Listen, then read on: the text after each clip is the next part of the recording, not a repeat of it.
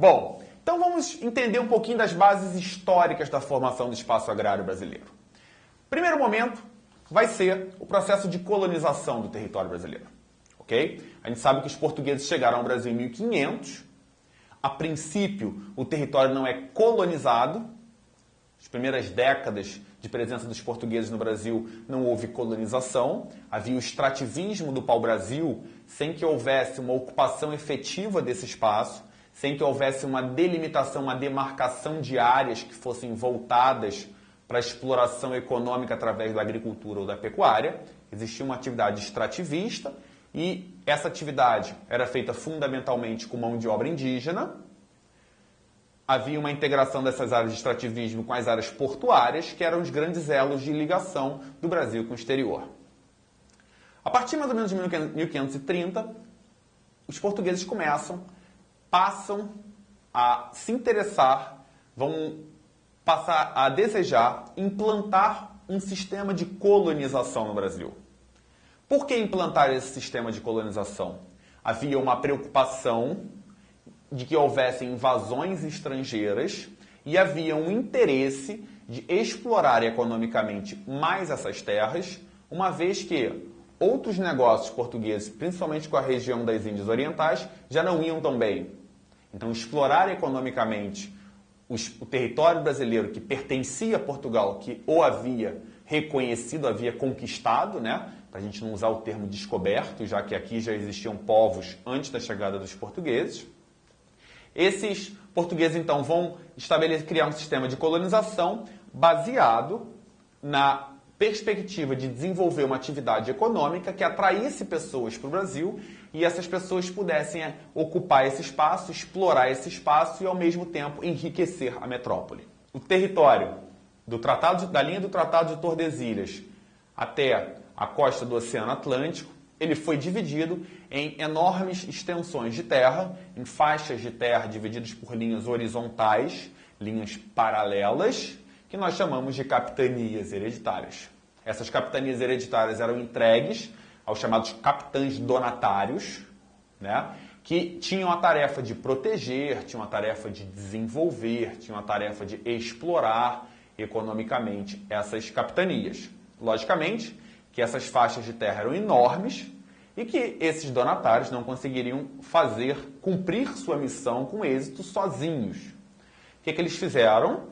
Pegaram essas capitanias hereditárias e dividiram em glebas enormes e que eram doadas a pessoas que tivessem condição e interesse de vir de Portugal e estabelecer a exploração econômica dessas terras. Importante você lembrar que a pessoa que vinha de Portugal, geralmente, era um comerciante, uma pessoa que tinha condição financeira para investir em construir esse sistema de exploração, ok? Dentro, então, dessas grandes propriedades, que eram doadas, né? O regime de doação dessas terras, dessas glebas, a gente chamava de regime de sesmarias, sem o I, tá, galera? Não é sesmarias, não. Sesmarias, ok? Grandes propriedades que eram doadas e o cara assinava um compromisso de que iria ali explorar a atividade econômica. Para não ser aquela coisa assim, doa a terra, o cara vem passar férias aqui. Não, a ideia não é o cara passar férias nessas terras, e sim ele explorar economicamente para enriquecer a coroa e garantir a ocupação das terras. Dentro dessas sesmarias seriam construídos os engenhos de cana-de-açúcar. Por que a cana-de-açúcar? A cana-de-açúcar se adaptava muito bem ao clima tropical brasileiro, produzia um produto que era o açúcar, que era altamente valorizado em Portugal. Então a ideia era plantar cana-de-açúcar, produzir o açúcar e exportar esse açúcar para a Europa, enriquecendo essas pessoas que construíram esses engenhos. Portugal ganharia como sobre essa atividade? Através de impostos que eram pagos sobre a produção que era feita aqui. Uma parte era pago à coroa portuguesa, ao capitão donatário, que pagava a coroa portuguesa, e assim funcionava o sistema de enriquecimento da metrópole através dessas propriedades. Você vê que o regime de sesmarias é a primeira forma de acesso à terra no Brasil. A pessoa só poderia ter acesso à terra se ela recebesse a terra por doação.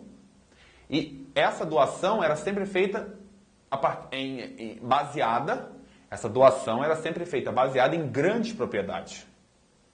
Então aí a gente já tem uma origem de um padrão de ocupação do espaço baseado em grandes propriedades. Nessas grandes propriedades, seriam construídos engenhos nos quais trabalhariam escravos que eram trazidos da África para o Brasil. Por que não usavam a mão de obra indígena e usavam a mão de obra escrava? Fundamentalmente, ou principalmente, porque o tráfico de escravos negreiro era um grande negócio. Tão bom quanto vender açúcar, exportar açúcar, era participar do tráfico de escravos. Então, comprar escravo barato, depois vender mais caro, reproduzia, vendia o filho do escravo. Então, isso era um grande negócio também. Esses engenhos de açúcar vão ocupar toda a faixa do litoral brasileiro, inicialmente o Nordeste e o Sudeste. O Nordeste por estar mais próximo da Europa, né? E depois ele vai se estender ao longo desse litoral brasileiro, aproveitando a tropicalidade do clima. A cana-de-açúcar, ela vai ser a atividade principal do Brasil até o século XVIII. Junto com a cana-de-açúcar, seria introduzida uma outra atividade dentro dos engenhos, que foi a pecuária. Lembrando que aqui no Brasil não tinha gado bovino. Mas esse gado bovino foi trazido para o Brasil para atender as necessidades do engenho. Cuidado porque, de um lado você tem a atividade açucareira que é voltada para exportação, atende ao mercado externo.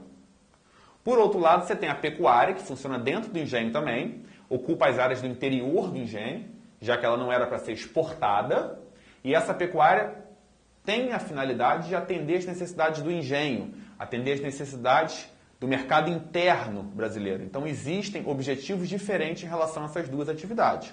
Essa pecuária, como ficava em áreas do interior, porque ela abastecia o mercado interno, ela era responsável por desbravar o interior.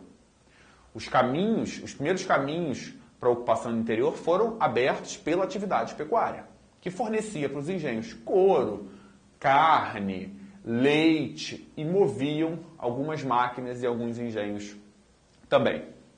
Bom,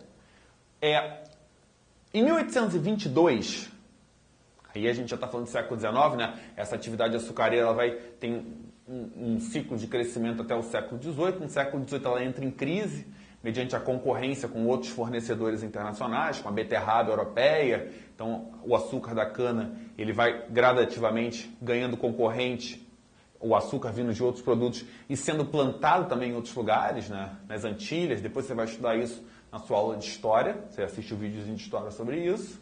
A ideia é que a gente fala do espaço e não da história. E no século XVIII você tem a introdução da atividade mineradora, que vai absorver parte desses escravos que trabalhavam nesses engenhos que estavam em decadência. E no século XIX a gente vai ter algumas transformações no que diz respeito ao acesso à terra no Brasil.